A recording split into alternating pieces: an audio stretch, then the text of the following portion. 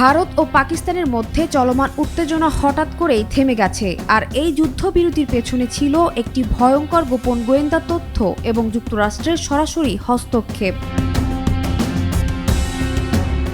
CNN জানিয়েছে, গেল 9 মে সকালে যুক্তরাষ্ট্র এমন একটি গোপন গোয়েন্দা তথ্য পায় যা থেকে বোঝা যায় ভারত ও পাকিস্তানের মধ্যে বড় ধরনের যুদ্ধ যে কোনো সময় শুরু হতে পারে। এই তথ্য পাওয়ার পরই যুক্তরাষ্ট্র দ্রুত সক্রিয় হয়। মার্কিন vice president JD Vance president Donald ট্রাম্পকে বিষয়টি জানান এবং এরপর তিনি সরাসরি ভারতের প্রধানমন্ত্রী নরেন্দ্র মোদীকে ফোন করেন। ফোনালাপে ভ্যান্স স্পষ্ট করে বলেন, সংঘাত থামানো না গেলে তা ভয়াবহ যুদ্ধের রূপ নিতে পারে।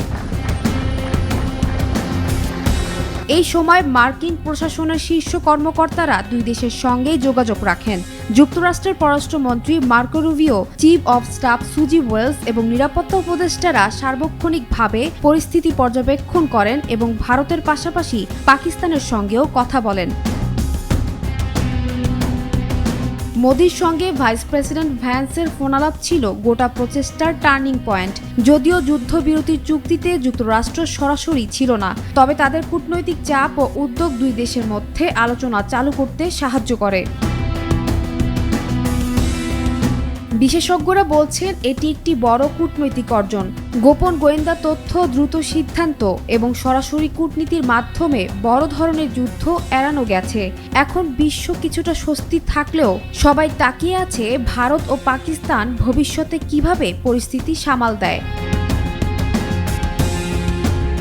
এদিকে ভারত ও পাকিস্তান যুদ্ধবিরতির ঘোষণা দেওয়ার পরও কয়েক ঘন্টার মধ্যেই সীমান্তে সংঘর্ষের খবর পাওয়া যায়। দুই দেশে একে অপরের বিরুদ্ধে যুদ্ধবিরতি লঙ্ঘনের অভিযোগ করছে। ভারত জানায় পাকিস্তান যুদ্ধবিরতির শর্ত মানছে না। অন্যদিকে পাকিস্তানও বলছে যে ভারত সীমান্তে হামলা চালিয়েছে। দুই দেশের সীমান্ত জুড়ে এখনও উত্তেজনা বিরাজ করছে। কিন্তু যুদ্ধবিরতির ঘোষণা সত্ত্বেও যদি আবারও যুদ্ধ শুরু হয়, তাহলে এই যুদ্ধ কোথায় গিয়ে মোড় নিবে? সানজানা তাবাসসুম, বৈশাখী সংবাদ।